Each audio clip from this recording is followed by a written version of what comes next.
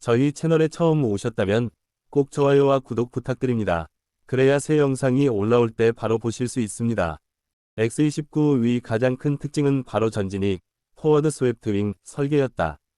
일반적으로 전투기는 후테익 구조를 갖지만 X-29는 기존 상식을 뒤집고 날개가 앞으로 휘어진 독특한 형태를 채택했다. 이러한 설계는 단순히 외형적 실험이 아니라 공기역학적 혁신을 실현하기 위한 도전이었다. 전진익 구조는 고각받음각, 앵글 오브 어택 상황에서도 날개 끝에서 흐름이 분리되지 않고 오히려 더 안정적으로 양력을 생성하는 장점이 있었다. 이는 곧 고기동성과 높은 기동 안정성을 가능하게 해주었으며 근접 공중전에서 탁월한 선의 성능을 발휘할 잠재력을 보여주었다. 하지만 이러한 설계는 동시에 구조적 불안정성을 야기했고 뒤틀림 현상으로 인해 기체에 과도한 하중이 걸릴 수 있었다. 이를 해결하기 위해 첨단 복합 소재가 적용되었으며 플라이 바이 와이어, FBW, 제어 시스템과 결합해 비행 안정성을 유지할 수 있었다. 대한민국 공군 역시 이 실험기를 평가하면서 새로운 공기역학적 접근이 미래의 전투기 설계에 어떤 교훈을 줄 수 있는지 주목했다.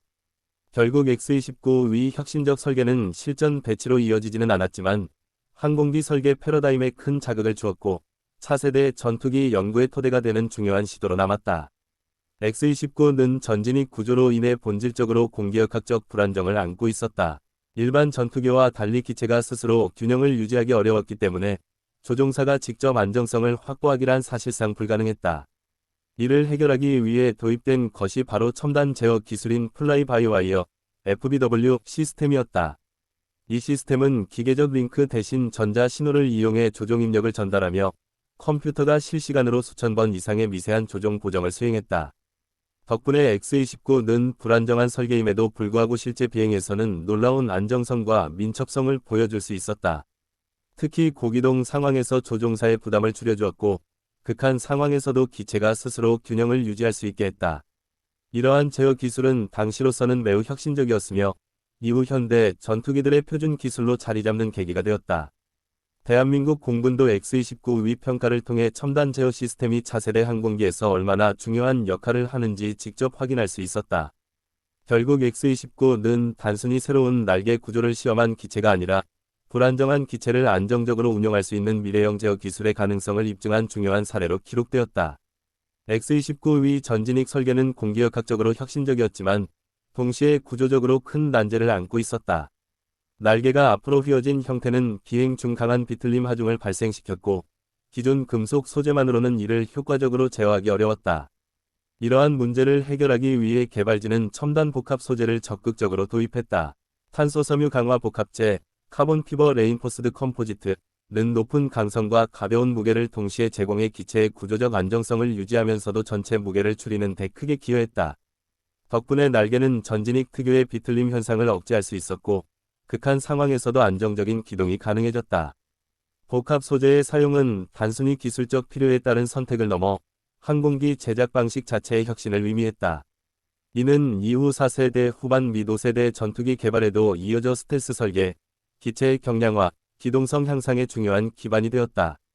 대한민국 공군 역시 X-29 평가를 통해 첨단 소재의 중요성을 확인하며 자국 항공산업 발전 과정에서 이를 전략적으로 반영할 수 있었다.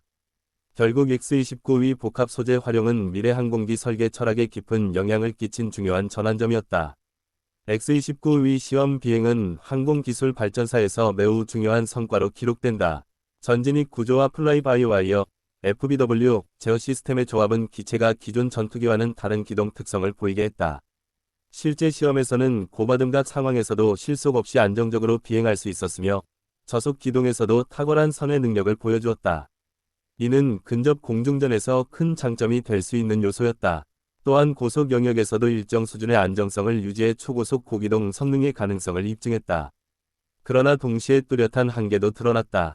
복합 소재로 구조적 문제를 어느 정도 해결했음에도 불구하고 전진익 설계는 여전히 장기적인 내구성과 실전 운용에서 제약이 있었다. 더불어 무장 탑재 능력이나 항속거리 측면에서도 기존 전투기에 비해 실용성이 떨어졌다. 이러한 이유로 X-29는 실전 배치까지 이어지지 못하고 연구용 실험기로만 남게 되었다. 그럼에도 시험 비행 성과는 차세대 전투기 개발에 있어 중요한 교훈을 남겼다.